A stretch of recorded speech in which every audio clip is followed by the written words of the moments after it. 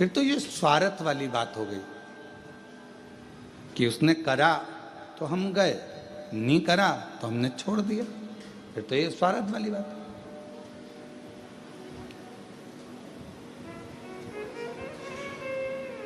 अजामिल की कथा का स्मरण करिएगा जरा।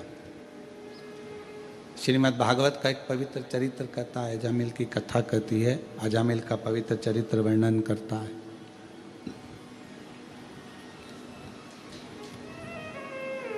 भगवान की अविरल भक्ति में अजामिल लगा हुआ था, भगवान के भजन में अजामिल लगा हुआ था, स्मरण करता था, भजन करता था, कीर्तन करता था, मंत्र जाप करता था, नाम जाप करता था। पर उसके नगर में एक वैश्या ने अपना घर बना लिया।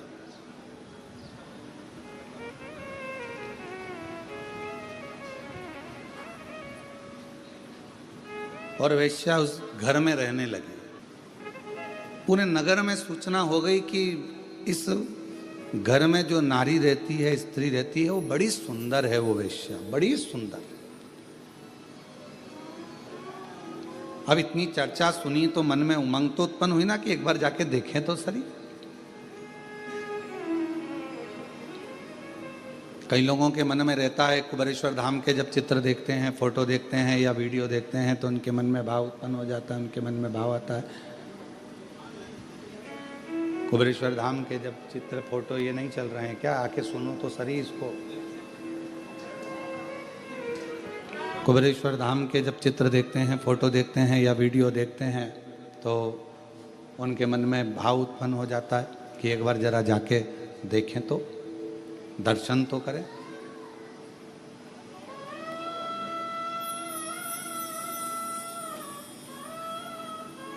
और उनको ये नहीं मालूम रहता कि एक बार अगर कुबेरेश्वर धाम चले गए, मान लो बाबा ने बुला लिया आपको, अगर भाव से यहाँ पर भगवान बुलाकर यहाँ पर बिठा दिया या दर्शन करा दिए या यहाँ लेकर आ गया, तो उनको नहीं मालूम कि ये कुबेर भंडारी है। एक बार अगर हाथ पकड़ लेता है तो वो बुलाता ही रहता है, फिर छोड़ता नहीं, फिर वो छोड़ता नहीं है। उसका नाम ही कुबेरेश्वर बाबा है।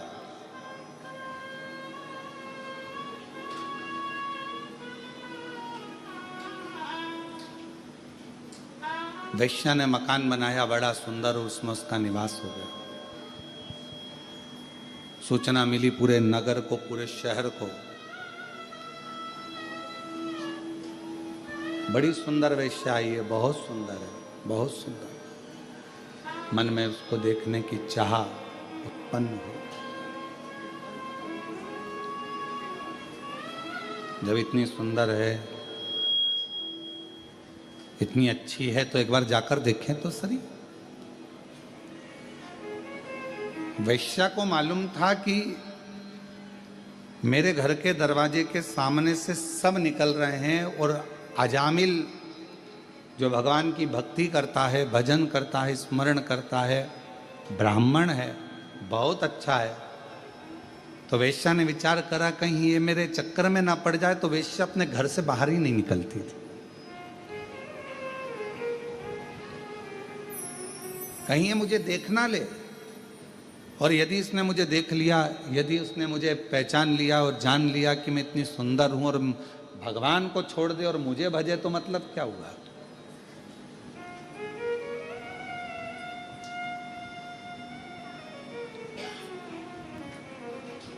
अब ईमानदारी से बोलो, आप थी वो वैश्या, श्रीमद् भागवत में लिखा है, पर उसके हृदय में भगवान के प्रति कितना भाव होगा, कितनी हृदय से वो परमात्मा की समर्पित होगी।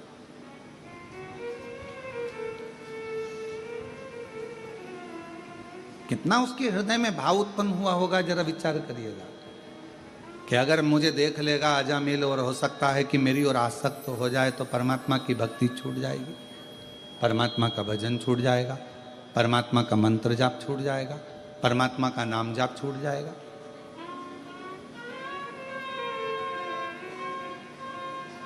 घर से ही नहीं निकली है वैश्या, घर से ही नहीं निकलती। पूरे नगर में सूचना हो गई कि गांव में एक वेश्या ने अपना घर बनाया है, वेश्यालय बनाया है, और वहां पर जो वेश्या रहती है वो बड़ी सुंदर है। पूरे नगर में सूचना हो गई, सब दूर खबर हो गई, तो सबके देखने का मन उसमें बहुत बढ़ने लगा कि मन से कि कम से कम हम एक बार जाकर देखें। तो सबने देख लिया और सब सूचना दे रहे हैं।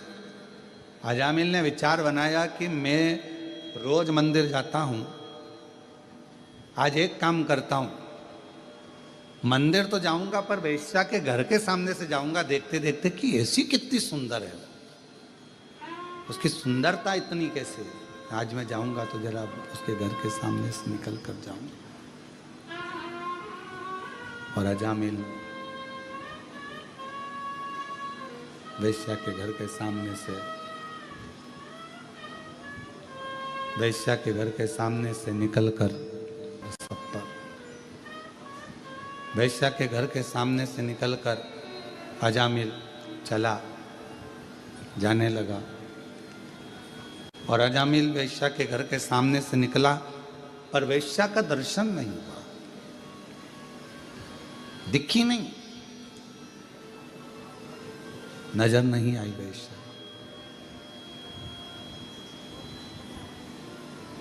आज अजामिल मंदिर से थोड़ा जल्दी आ गया और मंदिर से आकर फिर वेश्या के दरवाजे के सामने आकर खड़ा हो गया।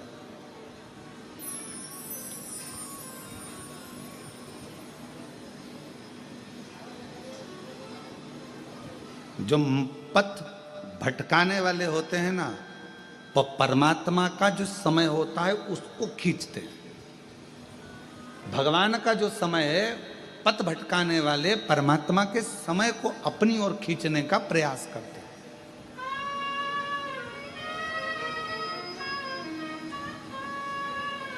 तुम्हारा 9 बजे का समय भगवान के भजन का है, तुम्हारा 9 बजे का समय परमात्मा के स्मरण का है, तुम्हारा सुबह 9 बजे का समय भगवान की अविरल भक्ति का है, और मान लो वही 9 बजे का समय कोई व्यक्ति तुम्हारे पास आकर खड़ा हो जाए, नहीं साहब तुम्हें हमारे साथ चलना है, अपन देख के आते हैं, अपन ये कर लेते हैं। 9 बजे का समय तुम्हारा परमात्मा के भजन का है, 9 बजे का समय तुम्हारा परमात्मा की भक्ति का है। तुमने ये समझ के रखा है कि 9 बजे मैं भगवान के मंदिर में रहूंगी, 2 बजे या 1 बजे जब शिव महापुराण की कथा आस्था चैनल पर आएगी मैं उसको श्रवण करूंगी। ये तुम्हारे अंदर भाव उत्पन्न हो गया, तुम्हारे भीतर ये भाव जागृत हो गया, और तुम उस कथा को सुनने के लिए तुमने 1 बजे का समय निकाला। और मान लो उस बीच में कोई आकर बैठ गया, या कोई व्यक्ति आ गया, या कोई तुम्हारे मंदिर के जाने के समय पर तुम्हारा टाइम लेने के लिए, नहीं तुझे मेरे साथ चलना है, तुझे ये करना है, समझ लेना कहीं पथ को भटकना है। वो तुम्हारा पथ भटकाने के लिए आया है।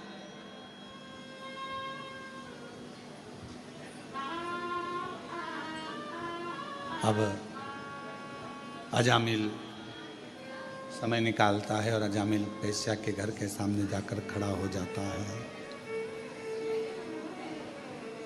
वेश्या के घर के सामने जब अजामिल जाकर खड़ा हुआ, आज मंदिर से थोड़ा जल्दी आ गया,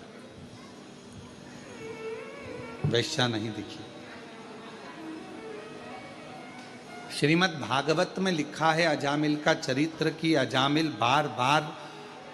बारंबार वेश्या के घर के सामने से जाता है और बारंबार वो वेश्या दिखती नहीं है। अभी तक आधा घंटा खड़ा होता था, अब 1 घंटा खड़ा होने लगा, फिर 2 घंटा खड़ा होने लगा, 3 घंटे खड़े होने लगा, फिर धीरे धीरे धीरे धीरे अजामिल मंदिर का पथ छोड़कर, मंदिर में जाना छोड़कर वेश्या के दरवाजे पर ही खड़ा रहता। वेश्या के दरवाजे,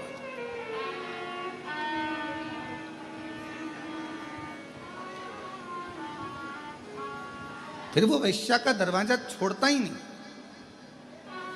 और अब तो उसने एक संकल्प ले लिया कि जब तक मुझे वो वेश्या नहीं दिखेगी तब तक मैं घर नहीं जाऊंगा और ना मैं भोजन करूंगा। अब शिव महापुराण में श्रीमद् भागवत में एक बड़ा सुंदर चरित्र आता है। श्रीमद् भागवत में वर्णन किया गया कि श्रीमद् भागवत में कहा गया कि इतना त्याग अजामिल ने, इतना त्याग अजामिल ने एक वेश्या के लिए करा, और मान लो उतना त्याग अजामिल मेरे ओघड़दानी भगवान शिव के लिए कर देता तो शायद शिव का दर्शन हो गया, भगवान शंकर का दर्शन हो गया।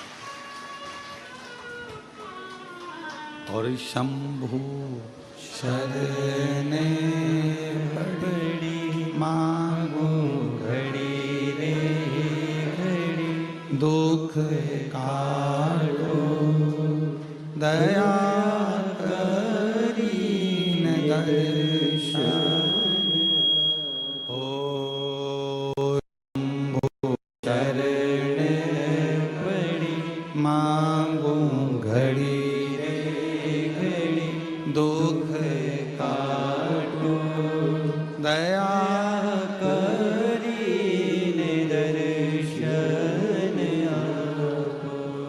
एक वेश्या के लिए उसने भोजन छोड़ दिया, एक वेश्या के लिए उसने घर छोड़ दिया, और दिन भर वो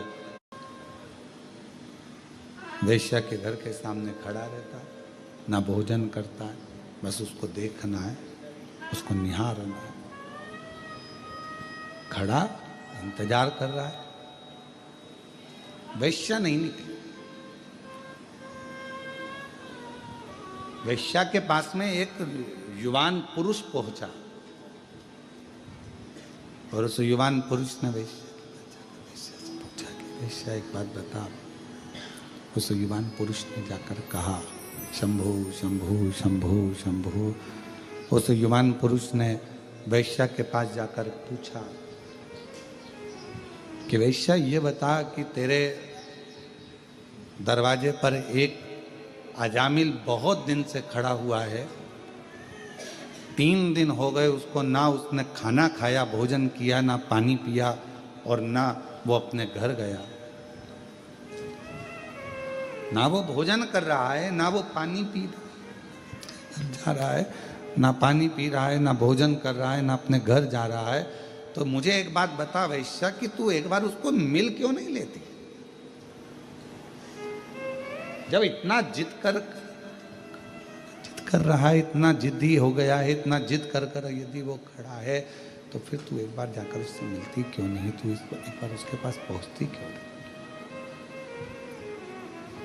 जा तू एक बार उसके पास, एक बार उसके सामने चली जा, और भले मिलने ना जाए तो कम से कम वो छज्जे में खड़े होकर दरवाजा ही खोल ले। एक बार जा तो सही, उसके पास पहुंच तो सही।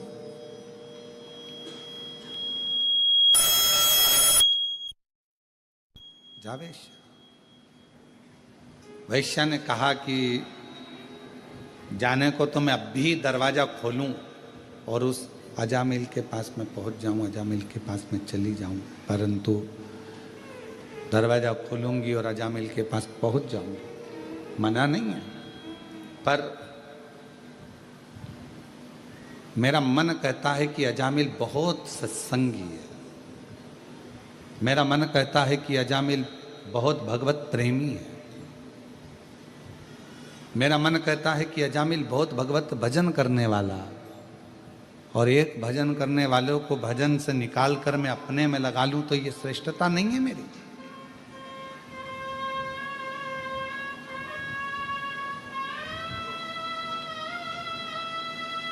इसमें मेरी श्रेष्ठता नहीं बनती है कि मैं अपना भजन चालू करवाऊं, शिव जी का भजन बंद करवा दूं, भगवान का भजन बंद करवाऊं, भगवान का सत्संग बंद करवाऊं और मुझ में अपने में रमाऊं। ये मेरी श्रेष्ठता नहीं है, ये मैं नहीं कर सकता।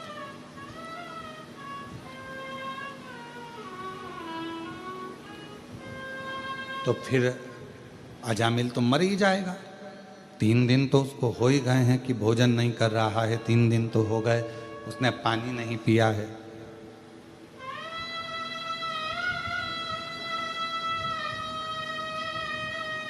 तीन दिन तो हो गए उसने पानी नहीं पिया, भोजन नहीं किया, फिर तो वो मर जाएगा, प्राण छूट जाएगा। वैश्या कहती है मैं जानती हूं कि वो इतनी जल्दी मरने वाला नहीं है,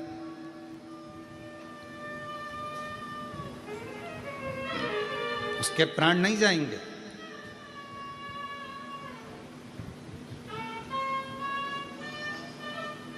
फिर भी वैश्या तुझे तो जाना तो चाहिए। 4 दिन हो गए, 5 दिन हो गए, अजामिल खड़ा बैठा भी नहीं। 5वें दिन वैश्या ने दरवाजा खोला, अजामिल ने उसको देखा और देखते से ही अजामिल ने कह दिया कि तुम इतनी सुंदर हो, मैं तुम्हें अपनी अर्धांगिनी बनाना चाहता हूं, अपनी पत्नी बनाना चाहता हूं। तुम मेरी पत्नी बन जाओ, तुम मेरी अर्धांगिनी बन जाओ, तुम मेरी बन जाओ। अजामिल ने जैसे मेरा हाथ मांग रहा है, अजामिल पर तुम जानते हो कि मैं वैश्या हूं, और अगर तुम मुझसे विवाह कर लोगे तो पूरे गांव के लोग क्या कहेंगे, तुम ब्राह्मण हो। दुनिया के लोग क्या कहेंगे तुम्हें मालूम है? हाँ, मुझे मालूम है। कहने वाले कहते रहेंगे, पर वैश्या ने विचार करा कि आखिर प्रभु ने मेरे ऊपर ऐसी कृपा क्या कर दी, करुणा क्या कर दी।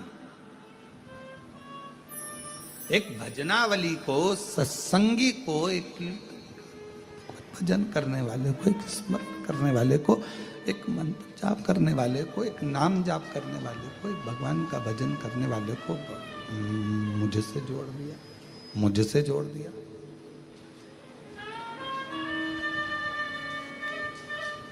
और मैंने तेरे ही भरोसे बाबा, तेरे ही भरोसे हवा पीछे उड़ती जावांगी बाबा, डोर तो छड़ी नाम कटी जावांगी।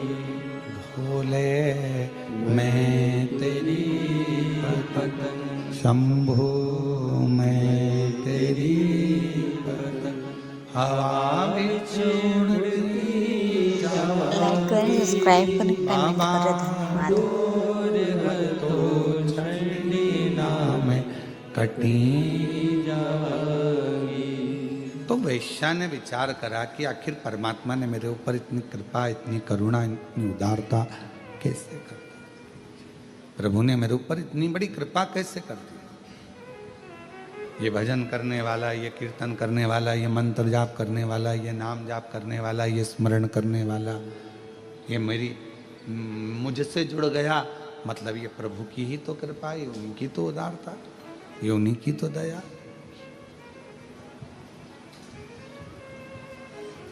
और बहुत सावधानी से इस कथा को अपने चित्त में, अपने मन में लेकर रखिएगा। बहुत गलत काम यदि आप कर रहे हैं, झूठ बोल रहे हैं, प्रपंच कर रहे हैं, गालियां दे रहे हैं, अपशब्द कर रहे हैं, ताने दे रहे हैं, पाप कर्म कर रहे हैं, और उसके बाद भी, इतना गलत करने के बाद भी अगर कहीं आपका कोई ऐसा व्यक्ति जो भगवान से जुड़ा हुआ है, उसका संग आपको मिल जाए, तो समझ लेना कि शिव की कृपा है जो आपको पार उतारना चाहते हैं। भगवान शंकर की करुणा, कृपा, दया है जो पार उतारना चाहता है, जो आपको पार लगाना चाहता है। ये भगवान शिव की कृपा है, भगवान शंकर की करुणा है, भगवान शंकर की दया है, ये शिव की उदारता है।